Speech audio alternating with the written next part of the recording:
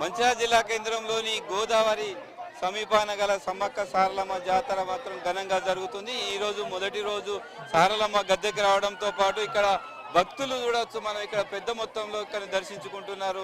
మనం చూడొచ్చు ఇక్కడ ఇప్పుడే గద్దెకి రావడంతో పాటు ఒక్కసారిగా భక్తులు మాత్రం కోలాహలం మాత్రం ఇక్కడ కొనసాగుతుంది. ఇక్కడ శివసత్తులతో పాటు ఇక్కడ అమ్మవారిని దర్శించుకోవడానికి అయితే పెద్ద మొత్తంలో మహిళలు ఇటు అమ్మవారికి బంగారం అంటే బెల్లం బుట్టలతో బంగారాన్ని తీసుకువస్తూ ఇక్కడ మాత్రం పెద్ద మొత్తంలో ఇక్కడ ఈ అమ్మవారిని దర్శించుకుంటున్నారు. మనం ఇక్కడ చూడవచ్చు సమ్మక్కతో సారలమ్మతో పాటు సమ్మక్క గద్దెల వద్ద కూడా కోలాహలం కొనసాగుతుంది.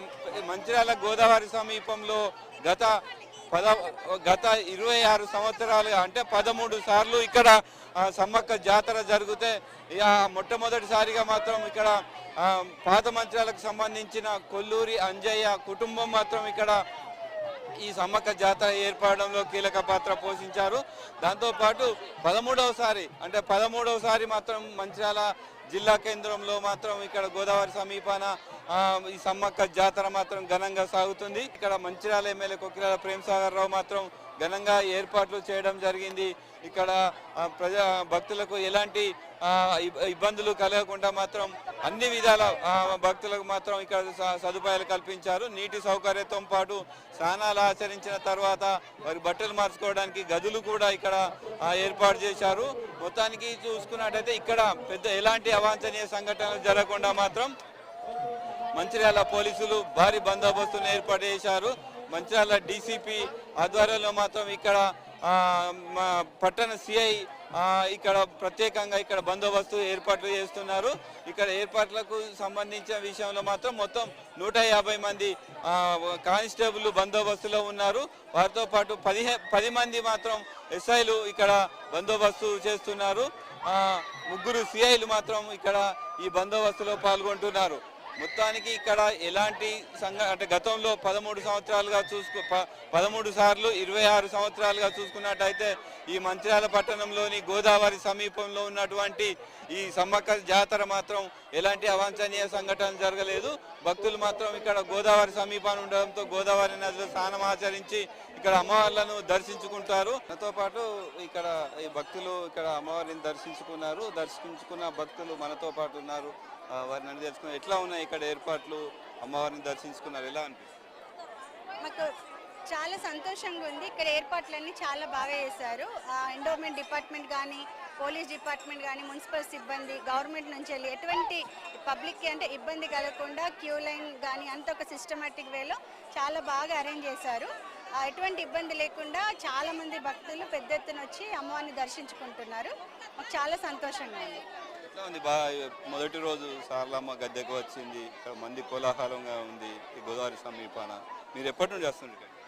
మేము గత చాలా సంవత్సరాల నుంచి ఇక్కడ దర్శనం చేసుకుంటున్నాము. అదేవిధంగా భక్తులు ఈ సంవత్సరం చెప్పాలంటే ఈరోజు మొదటి రోజే చాలా మంది భక్తులు వచ్చి అమ్మవారి మొక్కుబడులు చెల్లించుకుంటున్నారు. అందరూ ఒక ఉత్సాహంగా ఒక సంతోషమైన వాతావరణం, ఇక్కడ పండుగ వాతావరణం కనిపిస్తుంది. Thank you.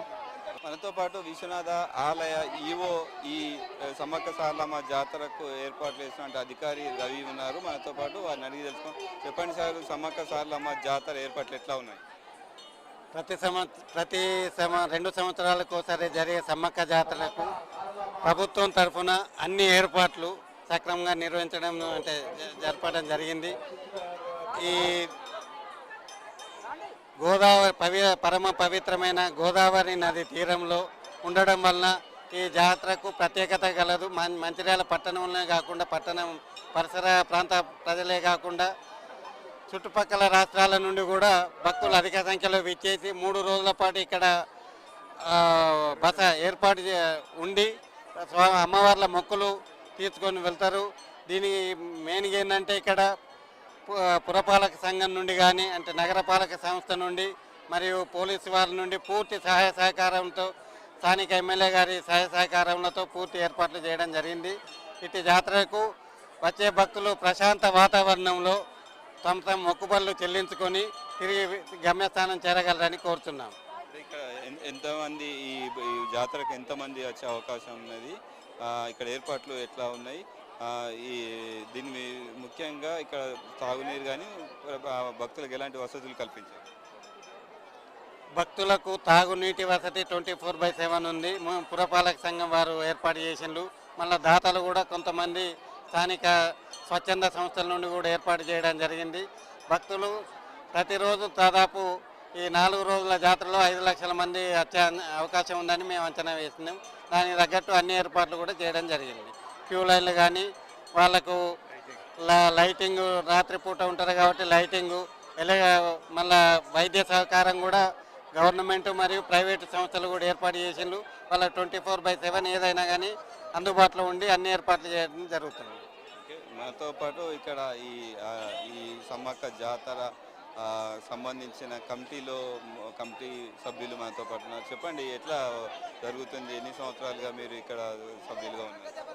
ఇది గతంలో 12 జాతరలు పూర్తి చేసుకొని 13వ జాతర జరుపుకోవడం జరుగుతుంది. మంచిర్యాల ప్రాంతంలో గోదావరి నదీ తీర ప్రాంతాన ఈ సమ్మక్క జాతర ఉండడం, గోదావరిలో స్నానం చేసి భక్తుల మొక్కుబడులు చెల్లించుకొని ఎంతో పవిత్రంగా భక్తులు ఇక్కడికి వచ్చి వారి వారి కోరికలను అమ్మవార్లకు చెప్పి వారి కోరికలను నెరవేర్చుకునే విధంగా ఇక్కడ స్థానిక శాసనసభ్యులు ప్రేమ్సాగర్ రావు గారి ఆదేశానుసారం పురపాలక శాఖ కానీ, పోలీస్ శాఖ, విద్యుత్ శాఖ, ఆరోగ్య శాఖ మరియు కొన్ని స్వచ్ఛంద సంస్థలు సేవా కమిటీ ఆధ్వర్యంలో భక్తులకు ఎలాంటి అసౌకర్యాలకు గురి కాకుండా 24 నీటి సౌకర్యం కానీ, మరుగుదొడ్ల సౌకర్యం కానీ, డ్రెస్ మార్పిడి కానీ, క్యూ లైన్లు కానీ, తర్వాత త్రాగునీరు కానీ, వైద్య ఆరోగ్య శాఖ ఆధ్వర్యంలో ఉచిత వైద్య శిబిరం కానీ మరియు స్వచ్ఛంద సంస్థలచే ఆరోగ్య శిబిరాలు కానీ ఏర్పాటు చేయడం జరిగింది.